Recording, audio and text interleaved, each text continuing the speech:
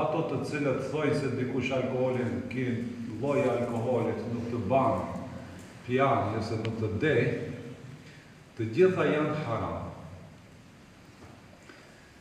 Ka dhe disa alkohole në kohën e tashme të cilët kanë dalë, po thojnë disa alkohole islame, po thojnë se nuk janë vdehëse.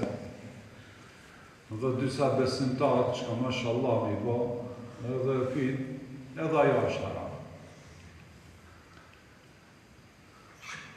Dhe edhe ajo përmbajtje alkoholike, edhe është për çfarë arsye është ajo e ndërtuar në atë mënyrë.